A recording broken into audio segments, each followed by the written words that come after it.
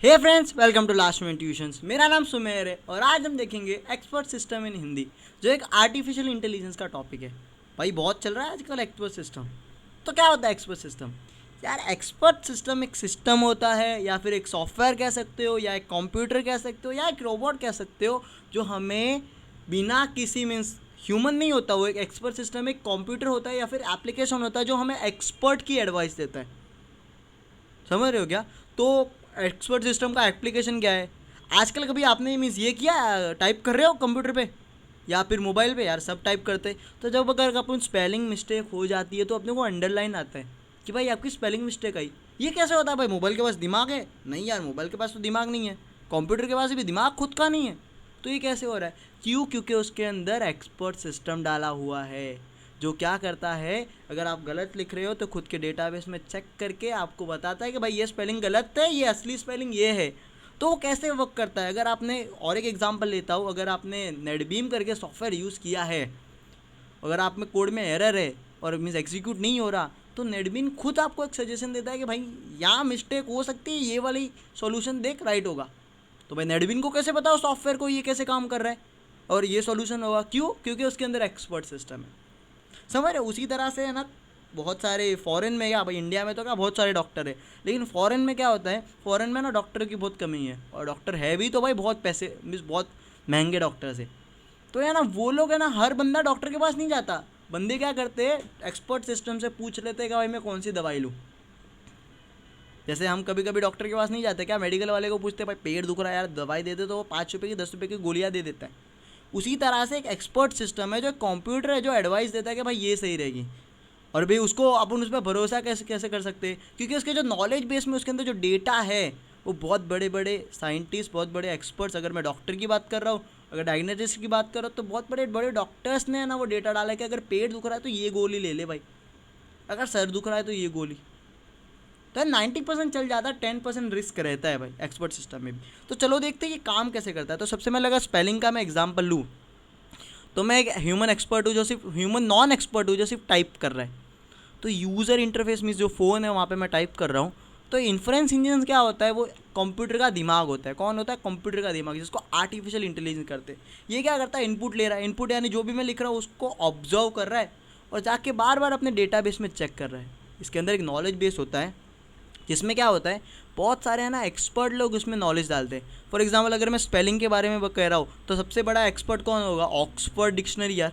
तो Oxford dictionary में जितने भी वर्ड्स हैं और उसके अलावा भी दुनिया में जितने भी वर्ड्स हैं, वो इसके अंदर डाले जाते हैं। तो वो अपने वर्ड और ये वर्ड कंपेयर करता है भाई, अगर यार सेम है क्या नहीं, और कहीं गलत कर रहा है तो वो हमने को बताता है, एडवाइस देता है कि भाई आपकी ये गलती है, और उसका एक्चुअल वर्ड मुझे देता है। फॉर एग्जाम्पल अगर मैं यूज़र की स्पेलिंग USRE लिख दूँ, यूज़र की स्पेलिंग अगर मैं USRE लिख दूँ और वो चेक करके बोलेगा भाई यूज़र की स्पेलिंग रॉन्ग है, और मेरे को यूज़र की एक्चुअल स्पेलिंग USER मेरे को देगा। उसी तरह से वो नेटबीम में ही ऐसे काम करता है, जो मैं कोड लिखता हूँ वो चेक करता है कि भाई ऐसा होता भी है कि नहीं, और जैसा हो रहा है उसका एक्चुअल अपने नॉलेज बेस से निकाल के मेरे को बताएगा कि भाई ये कर, ये हो सकता है। तो उसी तरह से डॉक्टर अगर मैं कोई सर्च करूँ, तो भाई हाँ पेट दर्द के लिए खुद के नॉलेज बेस में देखेगा कि अच्छा पेट दर्द के लिए ये गोली है, कि इसने बहुत बड़े डॉक्टर ने कही है, तो वो मुझे सजेशन करेगा कि भाई मेडिकल से जाके ये दवाई ले ले। तो इस तरह एक्सपर्ट सिस्टम काम करता है भाई। तो अब देखते हैं यार इन्फ्रेंस इंजन क्या होता है, नॉलेज बेस क्या होता है, थोड़ा सा डिटेल में, क्या थोड़ा डिटेल में के आर्किटेक्चर के साथ देखते। तो चलो शुरू करते। पहले डेफिनेशन देख ले यार। Sorry. A piece of software which uses database of expert knowledge to offer advice और make decision in such areas medical diagnosis, account, coding, games etcetera. यानी एक्सपर्ट सिस्टम क्या, एक पीस ऑफ सॉफ्टवेयर है जो database expert knowledge में से, expert knowledge का बहुत सारा डेटा एक डेटाबेस में रखा हुआ है, वहाँ से है ना ढूंढता है और सामने वाले को एडवाइस देता है। अभी मेडिकल डायग्नोसिस में भी हो सकता है, डॉक्टर अगर मुझे दवाई चाहिए तो मैं डॉक्टर के पास नहीं जाऊँगा, मैं एक्सपर्ट सिस्टम से पूछूंगा और वो मेरे को एक्चुअल दवाई दे देगा। उसी तरह से अकाउंट में आजकल इनकम टैक्स क्या कर रहा है, वो एक्सपर्ट सिस्टम की हेल्प से एक सॉफ्टवेयर यूज़ कर रहा है। भाई मैन्युअली चीज़ें नहीं होती अभी बड़े बड़े इनकम टैक्स ऑफिस में, वहाँ क्या हो रहा है भाई, वो है ना एक्सपर्ट सिस्टम है उसके पास, अगर सामने वाला कोई डेटा गलत डाल रहा है तो एक्सपर्ट सिस्टम ठोकता भाई ये गलत है, ऐसा नहीं होना चाहिए।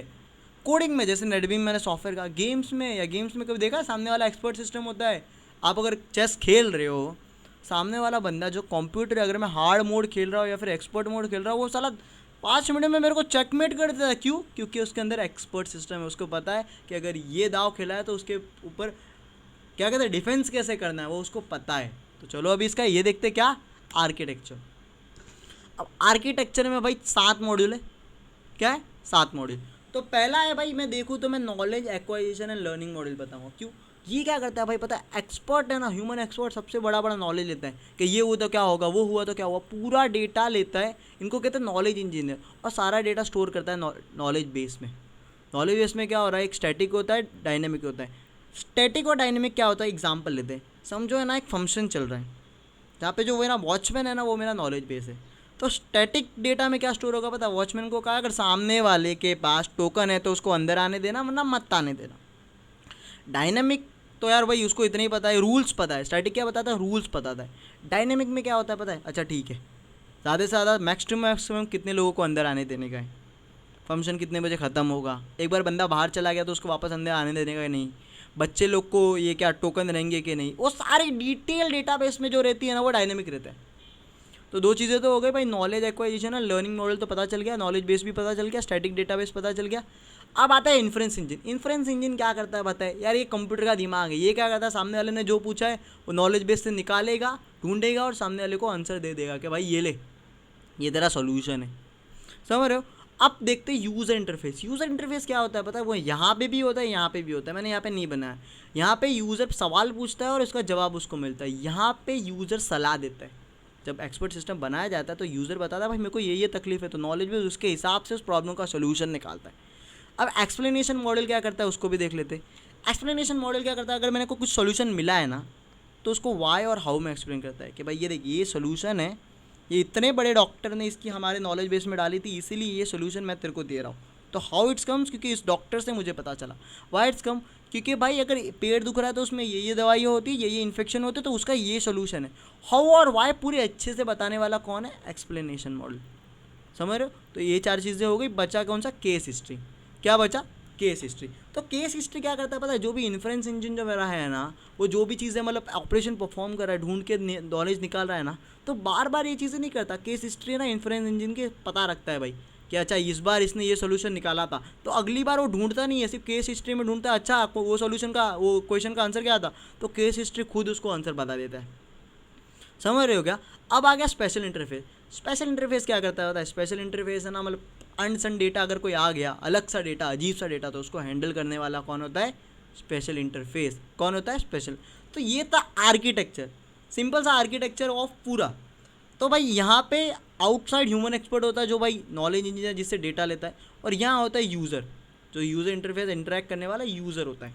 ठीक है, तो अब इसको याद कैसे करें भाई, ये कॉम्प्लिकेटेड सा डायग्राम एग्जाम में तो बनाना पड़ेगा, तो एग्जाम में बनाना पड़ेगा। चलो देखते हैं इसको याद कैसे करते हैं। तो भाई इसको याद करने का बहुत इजी सा तरीका है। सबसे पहले क्या करना है आपको 7 खोखे हैं इसके अंदर। कितने? 7। 1 2 3 4, इधर 4 है, इधर 3 है। समझ रहे हो? तो 4 इधर बना लिए, 3 इधर बना लिए। अब इसके नाम तो बहुत इजी है, आप आराम से याद कर सकते हो, क्योंकि 2 चीज़ें, 2 इंटरफेस है, एक तो यूज़र इंटरफेस है, एक स्पेशल इंटरफेस है। तो ये तो याद हो गया। समझ रहे हो? आ गए 2 चीज़ें। इधर आप इन्फ्रेंस इंजन बना सकते हो और एक्सप्लेनेशन मॉडल, मतलब यूज़र को कौन देगा, एक्सप्लेन करने वाला कौन है, एक्सप्लेनेशन मॉडल। यहाँ पे इन्फ्रेंस इंजन आ गया। अब नॉलेज एक्वाइजेशन या जो भी नॉलेज आएगा वो कहाँ जाएगा, नॉलेज बेस में। तो आप ये भी लिख सकते हो। यानी समझो आपने सातों की सातों चीज़ें याद कर ली। अब मेन कॉम्प्लिकेशन आता है यार, ये लाइनें कैसे बनाए। तो लाइनें बनाने सबसे पहले क्या करना है, एक लाइन इधर, एक लाइन इधर, ऊपर वाले को नीचे वाले को कनेक्ट कर दिया। अब बाकी लाइनें, बाकी क्या करना है, बाकी ये तीनों को है ना नॉलेज बेस के अंदर डाल दो। क्या करो, ये तीनों लाइन है ना उसको नॉलेज बेस के अंदर डाल दो। तो 1 2 3, तो भाई 1 2 3 4 5 लाइन बन गई। बचा गया सिर्फ ये दोनों लाइनें। तो क्या करना है, एक लाइन यहाँ मारनी, एक लाइन यहाँ मारनी। ये पूरा कनेक्ट है, मैंने इसलिए नहीं बताया था कि ये लाल लाइन कैंसिल ना हो जाए। तो सिंपल पहले क्या करना है, ये दोनों ब्लू लाइंस को सामने सामने कनेक्ट कर दो, फिर तीनों लाइनों को कहाँ नॉलेज बेस में डालो। अब बचा एक केस हिस्ट्री, तो रॉ प्रूफ, एक एंगल बना दो यार। समझ रहे हो? अब आए ह्यूमन एक्सपर्ट। यार नॉलेज कौन देगा, ह्यूमन ही देगा। यूज़र को कौन इंटरफेस करेगा, यूज़र करेगा। तो ये तो बहुत सिंपल था। तो ये तो हो गया एक्सपर्ट सिस्टम और उसकी चीज़ें काम कैसे करती है। समझ रहे हो? अब देखते हैं यार एग्ज़ाम में कैसे लिखूँ इसको। आपने जो हिंदी में बताया वो लिखूँ क्या? नहीं, एग्ज़ाम में लिखने के लिए मैंने आपके लिए नोट्स बनाए भाई। समझ रहे हो क्या? ये देखो बहुत अच्छे से मैंने आपको नोट्स बनाए, जिसमें क्या इंग्लिश में भी लिखा है, उसके डायग्राम्स भी बनाए हैं, और पूरी चीज़ इंग्लिश में भी लिखी है, उसको हिंदी में भी एक्सप्लेन किया है। जैसे इन्फ्रेंस इंग्लिश यहाँ पे इंग्लिश में लिखा है, तो मैंने हिंदी में बताया है। इन्फ्रेंस इंजन कंप्यूटर का दिमाग है जो यूज़र को कुछ भी पूछा हो तो नॉलेज बेस में ढूंढ के उसका सोल्यूशन देता है या फिर एडवाइस देता है।